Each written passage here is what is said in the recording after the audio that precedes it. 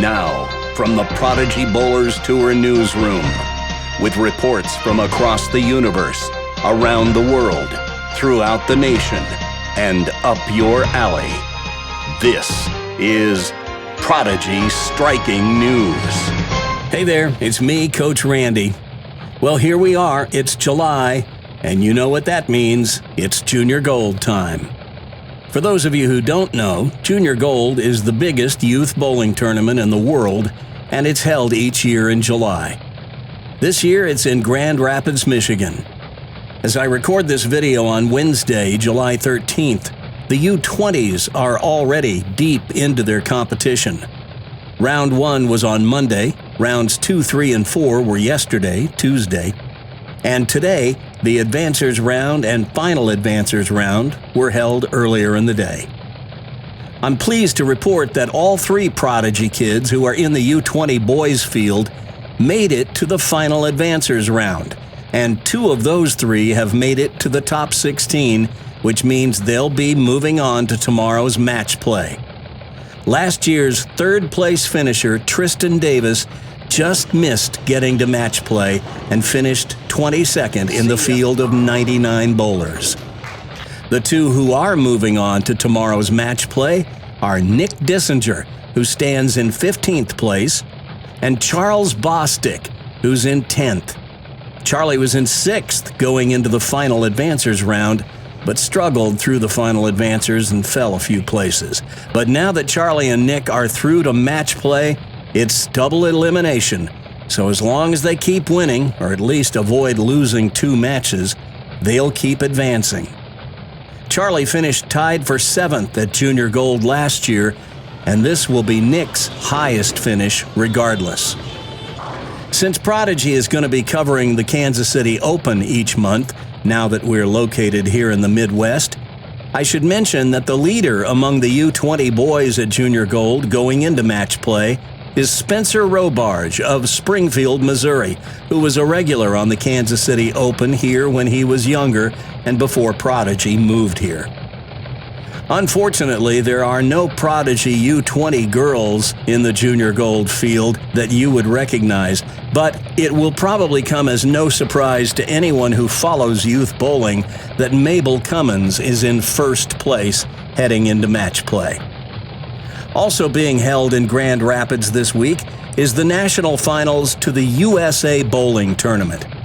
USA Bowling is a series of team events, Baker, with the winner of 16 different regional events advancing to the national tournament in Grand Rapids.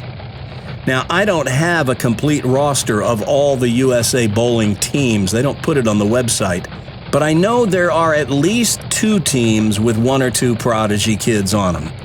If you go to bowl.com and look for the results and you see the teams listed, those team names may not mean anything to you. They're based on which USA Bowling regional event the team qualified at. Today, they held the qualifying round, which seeds the teams into the brackets.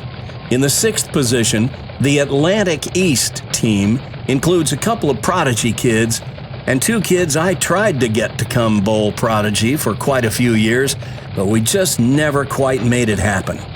But Dylan Hubley, who lives in Tennessee and appeared on a couple of Prodigy episodes, is on that team, along with Prodigy Bowlers Tour regular Hunter Moffitt.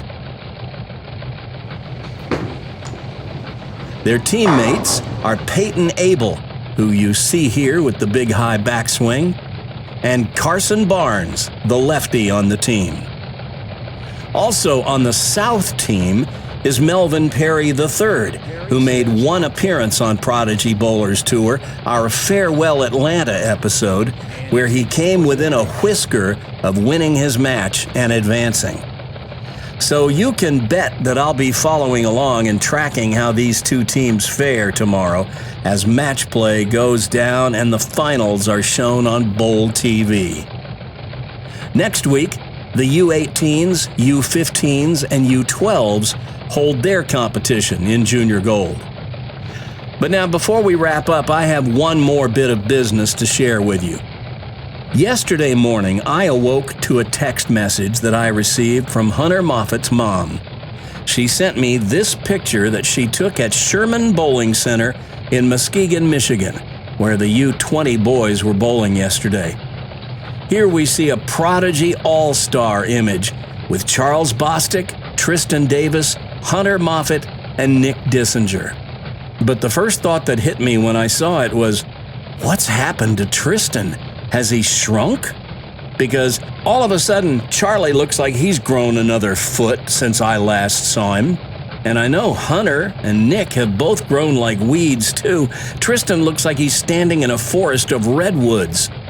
But I gotta tell you, seeing this picture yesterday nearly brought a tear to my eyes. And then I got a video sent to me.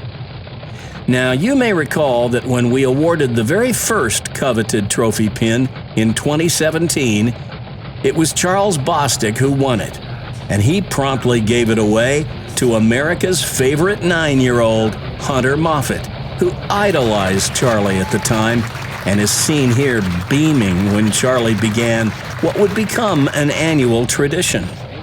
The next year, Peyton Smith won the coveted trophy pin, and he gave it away to Christian Minnell, who had won more Prodigy events that season than anyone, and Peyton just felt like he deserved it.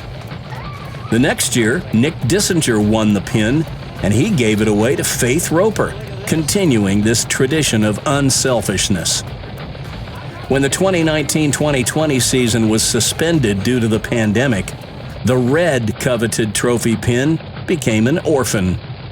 It would be 18 months later that we held the final Prodigy Bowlers Tour event in the Atlanta area, at which we awarded that red trophy pin to the winner of our Farewell Atlanta event.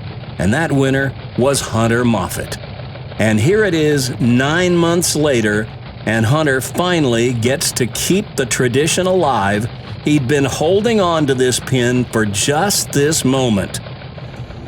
This is weird. It's like I remember sitting there being like this. Okay, appreciate it. I appreciate it. All right, I want you guys to say something to Coach Randy because I know I'm sending this to him. I'll let you go first. You're getting taller than me now. It's the tall one.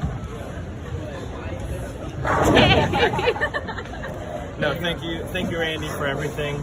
I hope everything in Kansas is going well for you. I watched the new Prodigy and it was really good. So I hope I can make a trip out there soon because I definitely miss it.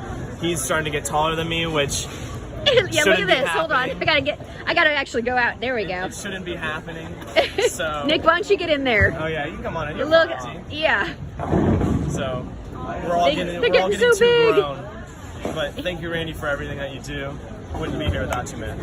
You guys have anything to say? I hope you're doing well in Kansas City. Don't miss your spares. This is terrible here. Spares are hard.